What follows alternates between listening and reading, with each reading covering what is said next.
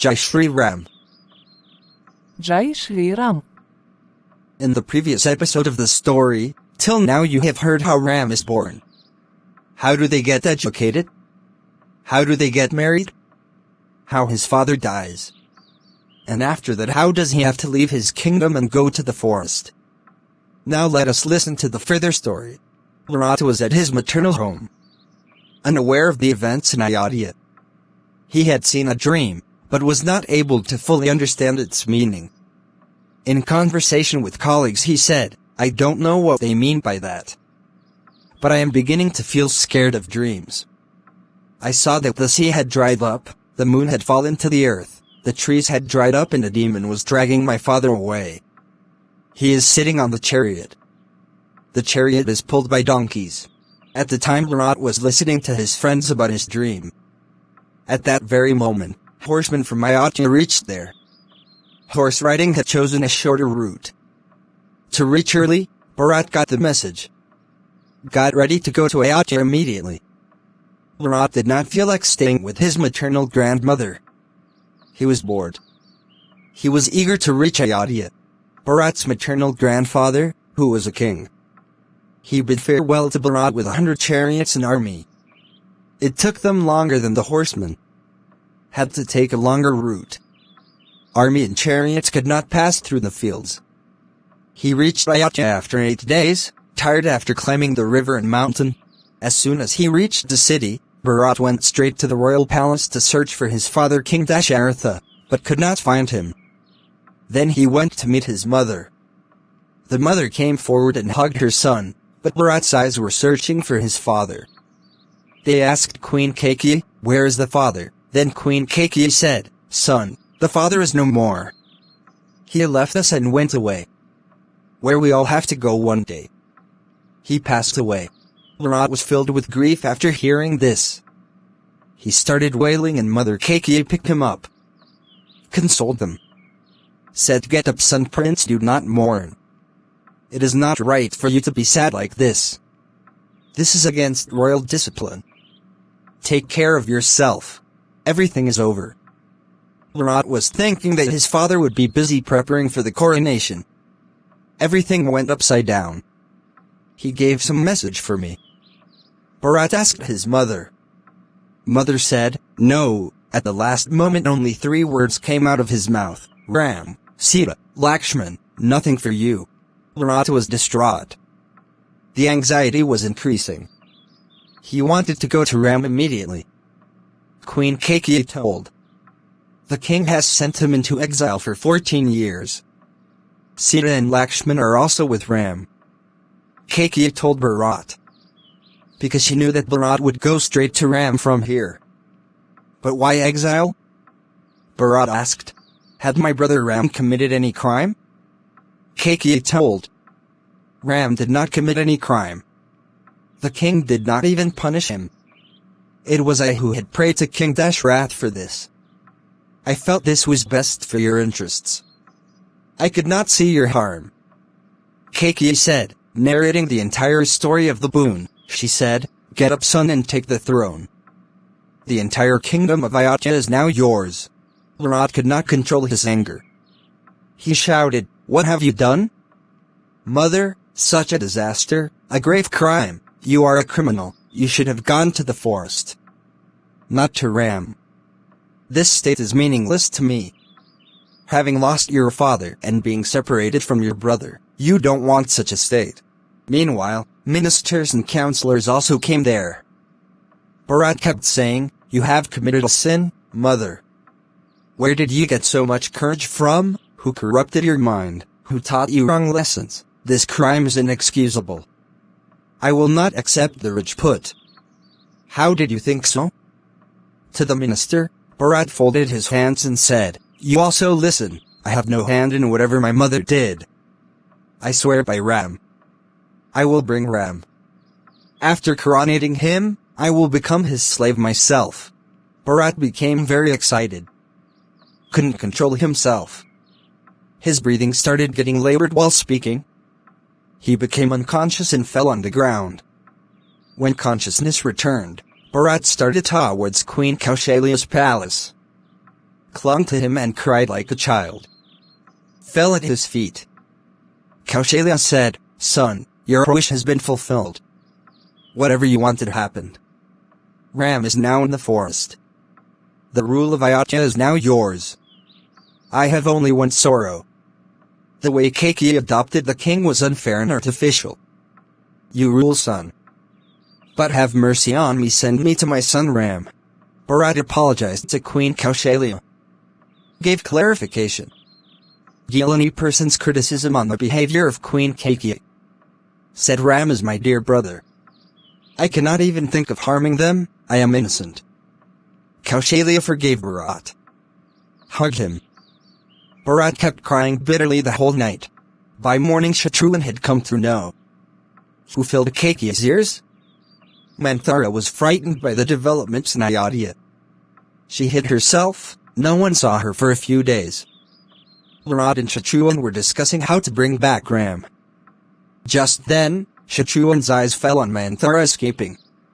He jumped and caught hold of her hair, pulling and bringing him in front of Bharat. Told Bharat the role of a maid. Shatrughan was bent on killing him. Bharat intervened. Muni Vashishtha, the guru of the royal family. Raj Singh of Ayodhya did not want to see it vacant. He was aware of the dangers of a vacant throne. He called a meeting and invited Bharat and Shatrughan. Told Bharat that you just take care of the kingdom, this is the right thing after the death of the father and departure of the elder brother to the forest. Maharishi's request and Bharat was rejected. Garudev said, "This kingdom belongs to Ram. Those are its rights. I cannot commit this sin. We will become all and bring Ram back." Everyone was ready to go to the forest. Bharat had expressed everyone's feelings. Everyone wished that Ram should return to Ayodhya. Next morning Ram Bharat left for the forest with all the ministers and councillors. Guru Vashishtha was with him. There were city residents also. There was Chitranjini Sena of Ayodhya. By then Ram had crossed the Ganges and reached Chitrakoot. There was an ashram there. Maharishi Bhardwaj did not want to live in Ram ashram at the confluence of Ganga and Jamuna, so that Maharishi does not face any inconvenience. Maharishi showed him a hill. A small hut was built there. Bharat had received the information. He was coming to Chitrakoot only, with the entire group. The sky was covered with dust due to the movement of the army. There was noise every now and then. There was some doubt after seeing Nishat Rajgu. Bharat is not coming in a state of anger to attack Ram. When he came to know the true situation, he welcomed Bharat. Within no time 50 boats were assembled to cross the Ganga. On the way, at Bhardwaj's ashram, he gave the news of Ram to Bharat. He showed the path from where Ram went, showed him the hill.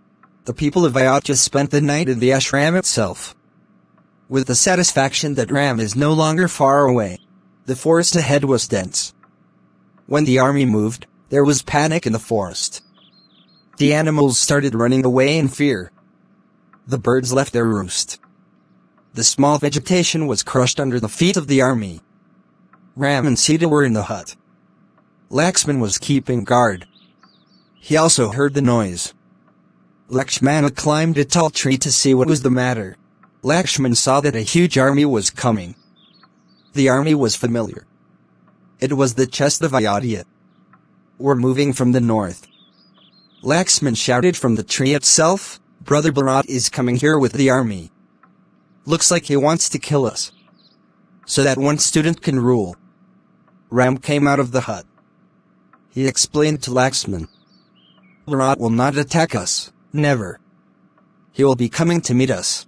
What is the point of coming with the army for the meeting? What is the role of the army in the meeting of two brothers?" Lakshman was in panic. Wanted to attack the army. Ram stopped him. Brave men never give up patience. Wait for some time.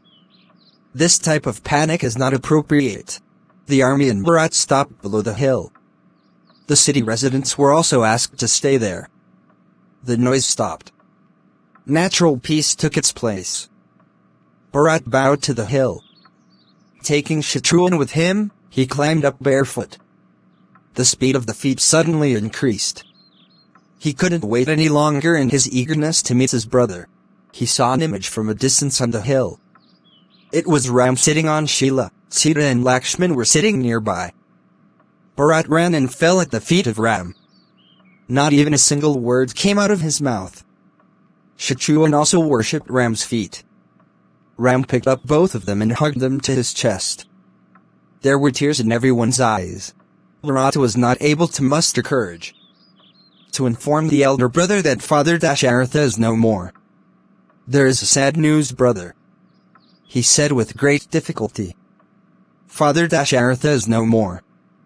Gave up his life in sorrow on the 6th day of your arrival." Ram drowned in grief. Ram came to know that only the army had not come with Bharat. The townspeople have come. Is a guru. Is mother. There is also Kaikai. Ram Lakshman came down from the hill to meet him. Met everyone with affection. Mother Kaikai was saddened to see Sita in the guise of an ascetic. Ram bowed to Kaikai. Queen Kaikai was repenting in her heart. The next day Bharat requested Ram to assume the throne. Explained and requested to return to Ayodhya. Ram was not ready for this. Obedience to father's orders is mandatory. After his father's death, he explained to Bharat that he could not break his promise to rule the kingdom. Said that now you take over the throne. Ministers and councillors were present there at the time of Ram Bharat Samvade. Sage Vashishta also kept requesting Ram to return. Ram kept rejecting it every time with complete humility and firmness. Ram said in a very calm voice, "Even if the moon loses its shine, may the sun become as cold as water. The Himalayas may not remain cold. The decorum of the sea may be violated. But I cannot break my father's orders. I have come here on his orders. It is on his orders that Bharat should assume the throne." Ram was not ready to return in any way. There were expressions of disappointment on Bharat's face. He was felt in convincing Ram. "If you don't return, I won't go empty-handed either. You give me the shoes of your feet. I will put him on the throne." Ram accepted this request of Bharat. "Gave me my shoes." Bharat touched the shoe to his forehead and said, "Ayodhya will be ruled by your shoes for 14 years. After saluting everyone, Ram bid them farewell from Chitrakoot. Rama's shoes were placed on a well-equipped elephant. After reaching Ayodhya, India worshipped Paduka. Said these shoes are Ram's heritage. I will protect them and will not let their dignity be harmed. Bharat never stayed in Ayodhya. Dressed in the clothes of an ascetic and went to Nandagram. While leaving he said, "I have only one wish now. Look at these feet and steps, where they should be. I will wait for Ram to return." 14 years. The story you have heard till now. I hope you liked it. Stay connected with us to tell further story. And like, subscribe, share, give us your love. Thank you for telling such an enlightening and exciting story. We would recommend this to our family and friends to listen to.